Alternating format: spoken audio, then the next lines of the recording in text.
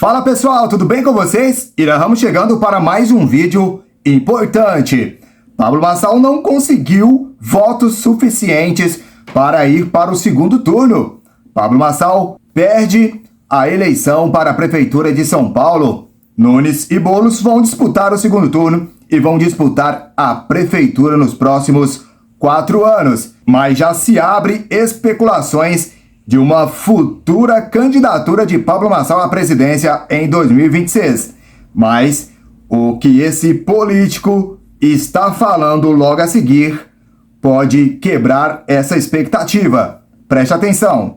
Pablo Marçal, ele vai ser condenado pelo sistema e ele vai ficar inelegível por 8 anos? Essa é a grande pergunta que ficou depois do primeiro turno tão apertado em São Paulo, em que Pablo Marçal terminou a disputa em terceiro lugar com mais de 1.700.000 votos. Sem dúvida alguma, o Pablo Marçal foi a grande novidade dessa eleição. E segundo uma matéria publicada hoje pela jornalista Andréa Sadi, da Globo News, os adversários do Marçal ficaram tão surpreendidos com a performance dele nas eleições desse ano que já começaram a se movimentar, querendo bloquear, querendo inviabilizar o futuro político de Marçal por meio da justiça eleitoral. Afinal de contas, ele não faz parte do sistema e querem cortar pela raiz o que eles veem como uma grande ameaça, tanto à direita como à esquerda. Fica aqui com a gente para você entender exatamente o que os adversários do Marçal podem fazer contra ele, quais são as reais possibilidades jurídicas disso e no final eu vou te explicar exatamente como que o ministro Alexandre de Moraes já está preparando o terreno para tornar o Marçal inelegível em breve. Não sai daí porque você vai ficar de queixo caído. Vamos analisar o caso da Tabata contra o Marçal, o caso do Boulos e a atuação do ministro Alexandre de Moraes. Vamos começar então, em primeiro lugar, contextualizando a força do Pablo Marçal agora, nesse momento.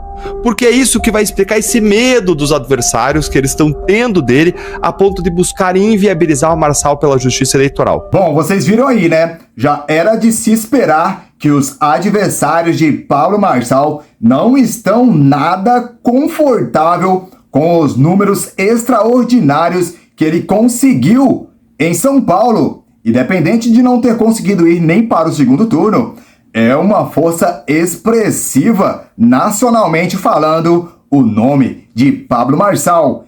Isso serve de uma ameaça para seus adversários e eles não vão deixar que Pablo Marçal concorra a algo maior no país. Será que é isso mesmo? Vamos entender, fique aí, se for a sua primeira vez, já se inscreva, deixe o seu like, compartilhe esse vídeo aí para o máximo de pessoas, para que o YouTube entenda que o conteúdo é relevante e possa cada vez mais esse vídeo chegar aos olhos dos brasileiros. Ative o sininho, pois tem vídeos diários para você ficar bem por dentro. Então vamos dar sequência aqui no que esse político aborda. É muito sério. E é isso mesmo que você ouviu, gente. O ministro Alexandre de Moraes, ele deu uma decisão no sábado, diretamente do STF contra o Marçal. Vamos lembrar que ele nem está na Justiça Eleitoral, era o STF, não era a Justiça Eleitoral tomando a decisão. Era o ministro Alexandre de Moraes naqueles inquéritos malucos dele. Como assim, Deltan? Para além das ações da Tabata e do Boulos, o ministro Alexandre de Moraes agiu? Sim, é isso mesmo. O Moraes mandou intimar o Marçal a prestar depoimento por uma questão ainda mais transcendente. Envolve sim a publicação lá do documento falso contra o Boulos, mas é mais abrangente e mandou intimar o Marçal a prestar depoimento pelo uso do X durante a proibição do X no Brasil e na decisão o Moraes atuou de novo, não como ministro do TSE, porque ele já saiu de lá, mas como ministro do STF. E olha o que ele escreveu, eu separei aqui para vocês. A conduta de Pablo Henrique Costa Marçal, em tese, caracteriza abuso de poder econômico e no uso indevido de meios de comunicação. Ou seja, ele já está pressupondo, peraí, já está apontando que seria isso um dia antes da eleição.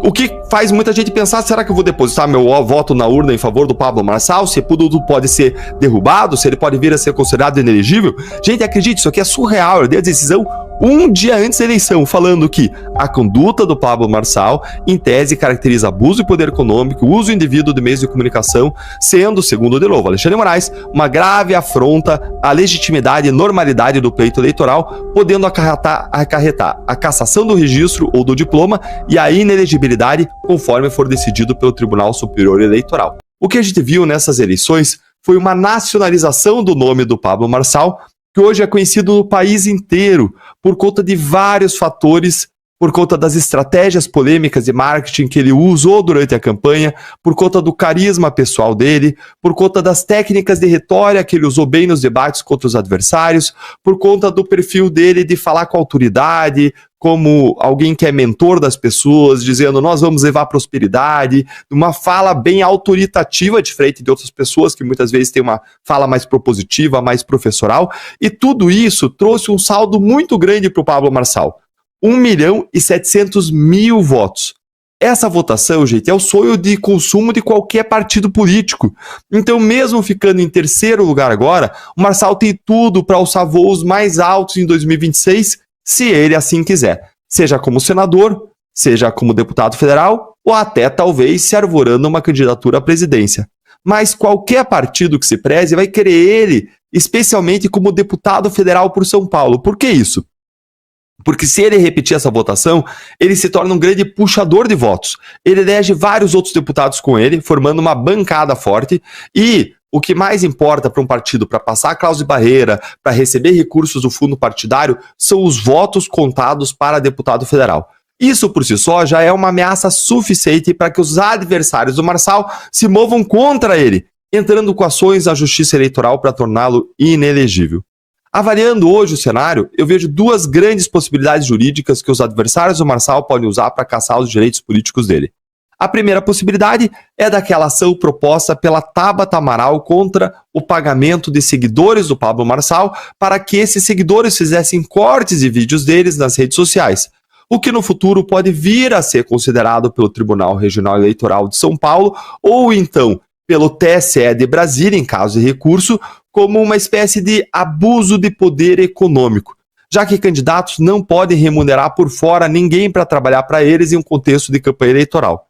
É claro que esse processo vai depender de prova de que Marçal estava remunerando os seguidores para cortar e postar o conteúdo eleitoral, de campanha, vai depender de prova de que ele estava ali por meio desses cortes pedindo voto, porque essa estratégia de monetização de cortes era algo que o Pablo já usava antes da campanha eleitoral no contexto dos negócios dele e é muito conhecida no meio do marketing digital. Aqui nós temos então potencialmente 3 possíveis ilícitos que precisam ficar aprovados para que ele responda por eles, né? Quais são esses ilícitos? O primeiro seria o pagamento para terceiros fazerem campanha eleitoral para ele na internet. Isso é proibido lá pela Lei 9.504/97, a Lei das Eleições, o artigo 97C. Ainda tem um possível ilícito de Caixa 2 eleitoral, porque era um dinheiro não declarado. Isso é proibido lá pelo artigo 30A da mesma lei que eu mencionei. E ainda tem um terceiro ilícito mais arriscado que pode gerar inelegibilidade, que é o que a gente chama de abuso de poder econômico propriamente dito, ou abuso dos meios de comunicação que pode tornar ele inelegível. Isso está previsto lá na Lei das Inelegibilidades, que é a Lei Complementar 6490, no artigo 22. Mas vamos para a segunda ação, a segunda possibilidade. A segunda possibilidade, que talvez seja mais concreta, é a de uma inelegibilidade do Pablo Marçal por conta do laudo falso contra o Guilherme Boulos, que já causou uma movimentação forte do ministro Alexandre de Moraes no sábado, o que eu considerei uma interferência absurda nas eleições. E aqui eu quero começar fazendo uma ressalva. Não se trata aqui de você gostar ou não do Pablo Marçal. Não se trata aqui de você defender ou não Pablo Marçal. Mas aquele laudo ali, ele é sim falso, e nem mesmo os aliados mais próximos do Marçal na campanha e no partido negaram isso ou conseguiram defender esse laudo. Isso não significa, porém, que foi ele, Pablo Marçal, que falsificou o laudo. Por enquanto, a informação segura que nós temos é de que ele divulgou apenas. Ele mesmo disse isso, e se foi ele que falsificou ou não, é algo que tem que ser investigado, provado por quem acusa ele. E é aí que entra o precedente do caso Francisquini, que muitos juristas estão apontando como o precedente que pode vir a caçar ou tornar inelegível Pablo Marçal. O deputado Francisquini, ele foi cassado, ele era aqui do Paraná, aliás, ele foi cassado pela Justiça Eleitoral no que é considerado o primeiro caso de uma cassação de candidato por disseminação de supostas fake news, por conta de uma live que ele fez atacando as urnas eletrônicas, o que o TSE considerou uma desinformação. Só que o caso do Francisquini é muito diferente do caso do Marçal. E só para exemplificar essa diferença, eu vou ler aqui para vocês, eu separei, qual foi o entendimento que foi consolidado lá do TSE, adotado por maioria de votos no caso Francisquini. Acompanhe aqui comigo. O TSE decidiu o seguinte, ó. O uso de live nas redes sociais para promover agressões infundadas contra a democracia, contra o sistema eletrônico de votação durante as eleições, configura abuso de poder político e uso indevido dos meios de comunicação social nos termos do artigo 22 da Lei das Inelegibilidades. Esse foi o entendimento do TSE. Vejam então, vou frisar aqui os termos, tá? Disse que agressões infundadas por meio das redes sociais contra a democracia e sistema eletrônico de votação. Vejam já que não é nada disso que está em questão no caso do Pablo Marçal. Vamos entender isso um pouco melhor. Agora, esse comportamento que foi assim definido pelo TSE, no caso Francisquini, gera cassação, gera inelegibilidade, segundo os ministros do TSE. Ou seja, no caso Francisquini, o que estava em jogo era o uso de meios de comunicação social, aí as redes sociais, para agressões infundadas contra a democracia, contra o sistema eletrônico de votação. Enquanto, no caso do Pablo Marçal, foi divulgado um laudo falso com informações desabonadoras contra outro candidato. Tem aqui alguns empecilhos para que seja configurado esse abuso de poder político ou uso indevido dos meios de comunicação social, porque, primeiro, aconteceu muito em cima das eleições, de modo que não atingiu todo o eleitorado, e segundo, esse fato, essa divulgação, claramente não alterou o equilíbrio do pleito.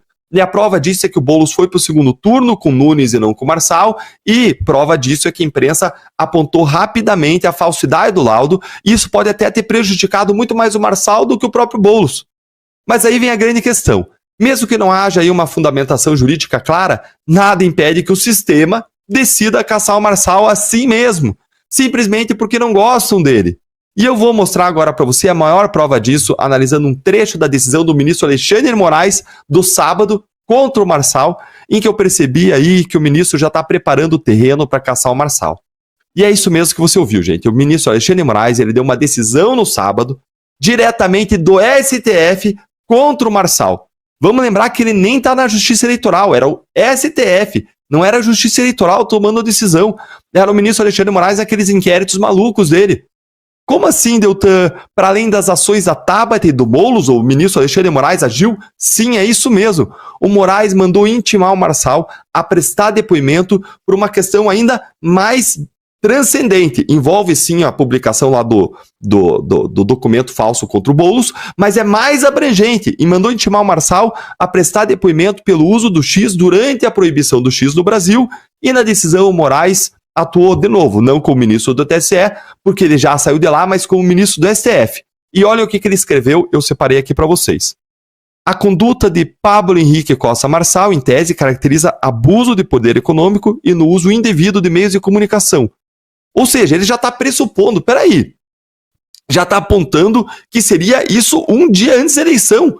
O que faz muita gente pensar, será que eu vou depositar meu voto na urna em favor do Pablo Marçal? Se tudo pode ser derrubado, se ele pode vir a ser considerado inelegível? Gente, acredite, isso aqui é surreal. Eu dei a decisão um dia antes da eleição, falando que a conduta do Pablo Marçal, em tese, caracteriza abuso de poder econômico, uso indevido de meios de comunicação, sendo, segundo de novo Alexandre de Moraes, uma grave afronta à legitimidade e normalidade do pleito eleitoral, podendo acarretar a cassação do registro ou do diploma e a inelegibilidade, conforme for decidido pelo Tribunal Superior Eleitoral. Essas foram as falas aí do ministro Alexandre de Moraes. E elas são absurdas. Por quê? Por qual motivo o Moraes, um juízo supremo, já está fazendo um juízo de valor sobre uma questão eleitoral e que está fora da alçada dele? Porque ele não atua mais na Justiça Eleitoral. Além de absurdo, não faz nenhum sentido técnico-jurídico. E a única coisa que explica isso é o ministro já está cavando aí uma futura inelegibilidade do Pablo Marçal. Além disso, em segundo lugar, não tem abuso de poder econômico nem uso indevido dos meios de comunicação ao usar o X, porque o X é uma plataforma que está banida oficialmente do Brasil e, portanto, não alcança os brasileiros e nem o eleitorado, não tem uma vantagem significativa para o candidato, o que é exigido para se caracterizar um abuso como esse.